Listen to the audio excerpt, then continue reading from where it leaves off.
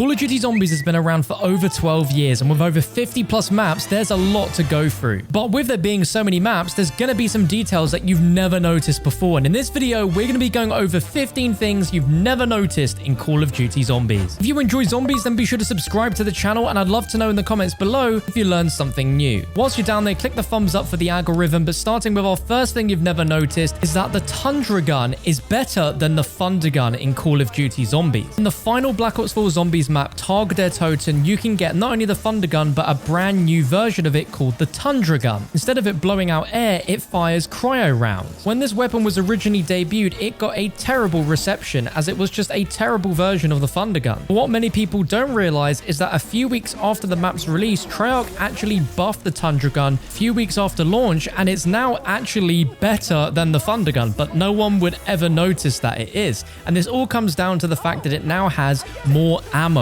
Compared to the Thunder gun, it does exactly what the Thunder gun does. It will kill zombie hordes forever, but this actually has more ammo compared to the normal Thunder gun. And when you weigh up the fact that the weapons basically do the same thing, but this has more ammo, this actually means that the Tundra gun is better than the Thunder gun. Now, this still has horrific splash damage, so if you don't run PhD slider, you are going to come into some problems trying to use this thing. But yeah, gun got way better and no one noticed. Coming in second on our list is upgrading the sniper tower in Mob of the Dead. Now, if we come down to the docks, I'm sure you know of the iconic sniper tower trap. You can activate it and it basically shoots sniper shots at zombies, but hardly anyone has ever noticed that you can actually upgrade this trap. And the main reason why is that you can only upgrade this whilst the trap is in use. When it's activated, a door opens for a short while to reveal a voltmeter, which you need to activate in Afterlife mode to upgrade the tower.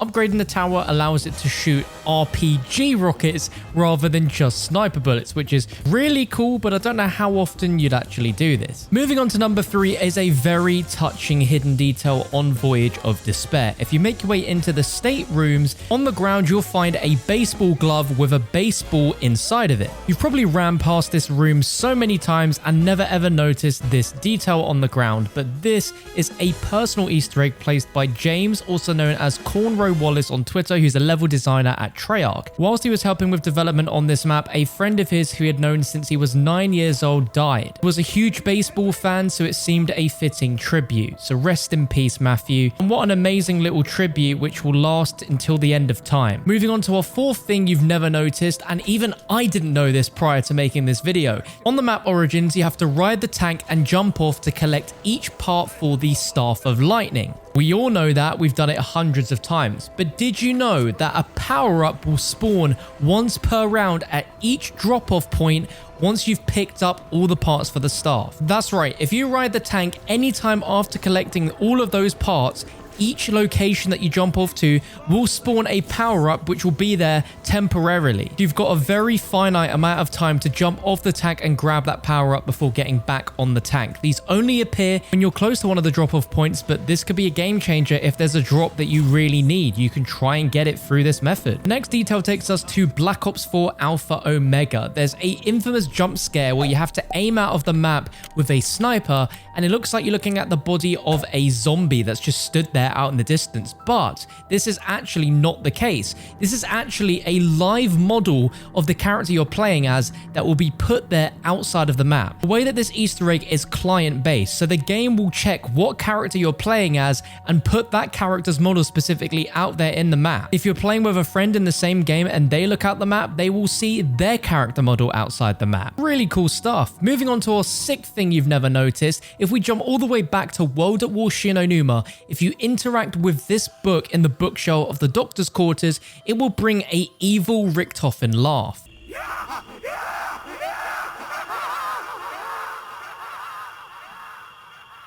For years, no one really knew why this was a thing, and some of you watching may have never noticed that that was there in the game, but later in Black Ops 3 Zombies, with the Zombie Chronicles version, Richtofen's diary is added on that bookshelf. fully explaining why that laugh is there in the first place. On the topic of other details you've not noticed, if we go all the way to Call of the Dead, there is a poster of Avenged Sevenfold dressed in Soviet uniforms found behind the generator on the small section of wall in the room where the door is located for the Easter egg. Now, they're there because they created the Easter egg song in the map, Not Ready to Die. And since this map, they've collabed with Treyarch on a few other songs for their games, but this is the only time where they've actually been visible in a zombies map. Moving on to number 8, and this is probably some of my favorites in all of Call of Duty Zombies. It's the iconic details in Der Riese, which I'm sure some of you guys have missed. Now, if you aren't aware, there are Illuminati codes that can be found in various areas in Der Riese. One of these notes with Illuminati code is hidden in a drain in the spawn room. There is also more Morse code written on a wall behind the barricade to the left of the Pack-a-Punch machine out of bounds.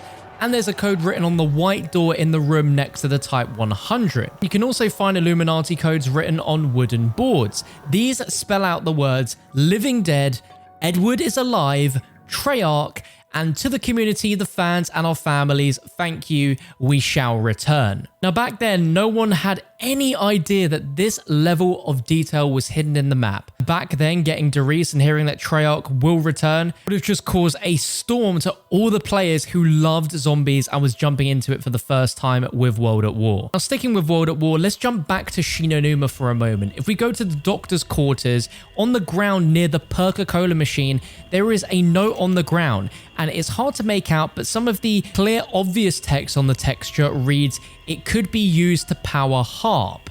Now, HARP is mentioned once again in Call of Duty Zombies later by the bus driver in transit, as he mistakes the names of bus stops with variable locations such as the Grand Canyon, the HARP Research Station, or Hawaii. Now, not much is known about the origins of Ted the bus driver, but due to that quote, we can believe that potentially the HARP Research Station created him, but we still don't really know to this day. Following on, another detail you've probably never noticed on Black Ops 2 is that if you've just started playing Black Ops 2 Zombies for the first time in any map, before Richtofen will announce the first power-up you've gotten in the map, he'll actually clear his throat, splutter momentarily, saying this quote. Excuse me, just getting used to the ether. Please have a consequence. Right. It's a detail that some of you guys may have never noticed, and what's really cool is that if a player is playing for the second time, Richtofen will announce the power-up as normal, but he will still cough and splutter before announcing the power-up if one of the players within the party is playing for the first time. Heading back to the classic Der Riese, these are the fact that the words SOS and help are written in sandbags on the roofs of Der Riese. Now, unless you're looking at these roofs from a bird's eye view, you'll never ever really see these unless you got a sniper rifle, but it's just a cool detail that some people may have genuinely never noticed before. And then coming in is that in the ZC teleporter room in Der Riese, there is a board with German writing which translates to "The bell is now mobile" pinned on the upper left, and "follow the entire plan" pinned on the bottom right. Now, this is all reference to the real-life inspiration for Der Riese, which was Die Glock, which is a top-secret German scientific technology device, secret weapon, or Wunderwaffe, which in English translates to "the bell." And this is the artistic impression of Die Glock,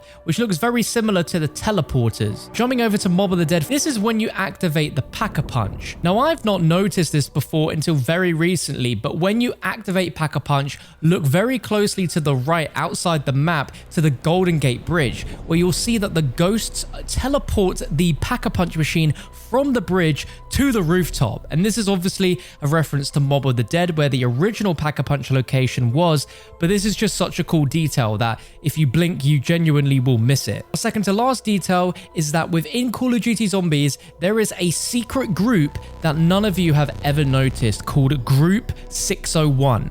This was first seen in the co-op loading screen for Der Riese in World at War, where you can see in the bottom left a reference to him. Back in the day when it came to zombies loading screens, everyone looked at every single detail. The people had their eyes on this, and then we saw it again, but this time in a secret texture file within Black Ops 1. And the image for the group depicts what we eventually do in the Black Ops 2 Easter eggs, powering up pylons for either Maxis or Richtofen. Now, weirdly enough, this was also spotted in the the Berlin Wall DLC map in Black Ops 1 on a vinyl record within a shop on that map. And then after that, it was never really seen or touched upon again. But then in Black Ops 3, we see it again in ground papers on the Giant, but this time the image of the Group 601 logo slightly edited with the lightning bolts now becoming 3 bars. Some believe that with Black Ops 4, we'd actually get to see some full explanation or introduction of the group, but that didn't happen either. So this is one of the most mysterious